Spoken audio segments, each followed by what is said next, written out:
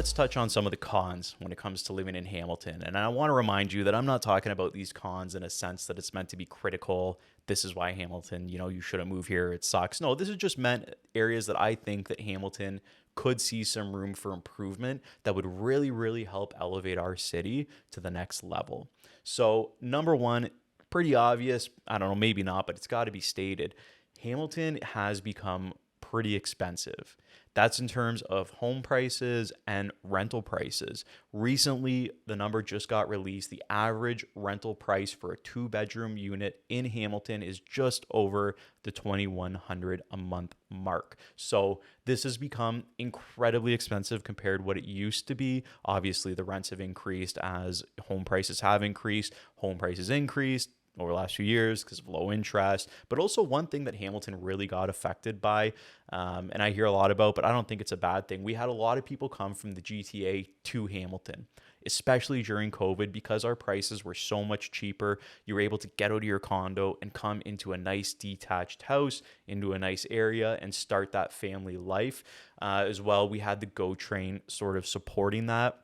The GO train started running every hour on the hour from Hamilton to Union Station. So that really affected the growth of Hamilton. It brought a flood of people here, and it made it quite a bit more expensive over the last few years. So just be prepared if you're looking to buy here or rent here.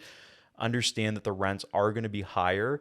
And with that said, especially I was reading an article recently that even these student rentals, students are on average paying 20% more for a rental than just a regular tenant. So that was something I read recently I thought was pretty interesting. Number two, factories. If you've driven past Hamilton, you know that there's factories there. If you've come over the Burlington Bridge, if you've come from the GTA, you've gone towards Niagara Falls, you've probably passed the factories. There's no way you can miss them. And for me, I personally hate that it is one of the things that you see when you're driving over that bridge past Hamilton. You look and you think, what the heck? This city looks terrible because of these factories. And it really is in that East End.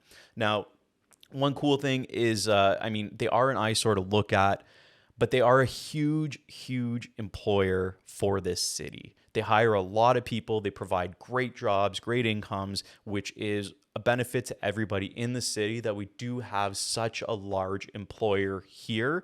I'm going to use this to transition into my con number 3 is our waterfront is very lacking. And the reason I'm saying this is a lot of these factories are right on our waterfront, which kind of takes away from the magic of what a waterfront should be, like Toronto, Burlington, that sort of thing. However, the city and some developers have made a conscious effort to try and improve this. What I'm talking about is the development down in the northwest end there that they're doing. They are completely revamping and revitalizing that waterfront by putting condos, townhouses. There's going to be shops. There's going to be boardwalk, all that sort of thing, which is really going to improve the quality of life down in that area. In fact, go back. I did a video on it. Go back and watch that video. It's full of great information about that development that you're not going to want to miss. But that would be a con. I think right now it's lacking, but I think we are on the way to improving that. And maybe eventually you'll be able to drive over the Burlington Bridge and not see a factory, but who knows what's going to happen in the future. Number 4, this is one, I don't know. It's a con that I thought, so I've noticed that, Remax, we just got the stats that the amount of people from the States looking into Ontario to purchase or come to rent or move here apparently has increased on the Remax website by over 2,000%. So I know Americans are watching, so I just wanted to throw this one in there.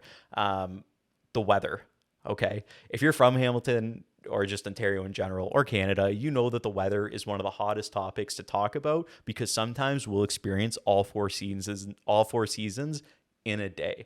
For instance, as I'm here filming this morning, it was freezing cold. I had a coat on. Then it started a torrential downpour, and now it's sunny and hot out. Like I'd be sweating in this suit.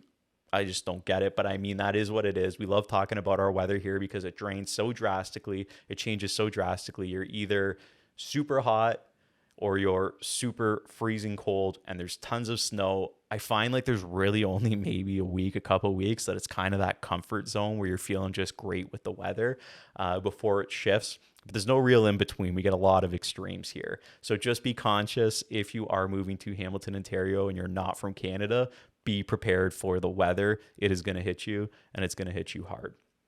Number 5, I want to talk about, I think that our public transit within the city is lacking.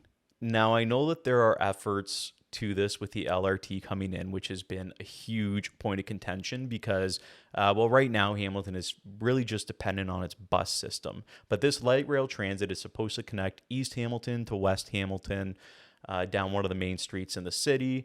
This is great for people that use public transit because it's going to be able to allow you to move from one end of the city pretty easily and hopefully will be more efficient than buses. I know a huge point of contention is that it is going to shut down lane on a major artery in Hamilton. And a lot of people are worried that when this comes in, it's going to cause a huge amount of congestion for people driving. But I guess with the LRT, maybe to eliminate some people having to drive, they'll choose to take it instead of driving. One thing that doesn't really exist is a great system to get from the mountain down the mountain other than buses. So if you're looking to go out downtown and you live on the mountain, you're pretty much looking at an Uber or a cab.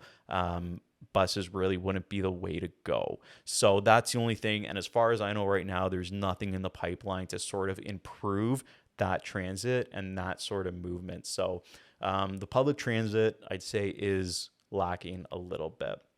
But those are my 5 cons. I'm sure that you guys have a bunch of cons yourselves. I'd love it if you would actually drop a comment. I want to know what you think of the city we should see improve, what you don't like, what you do like. I'd love to hear from you. Always love the comments.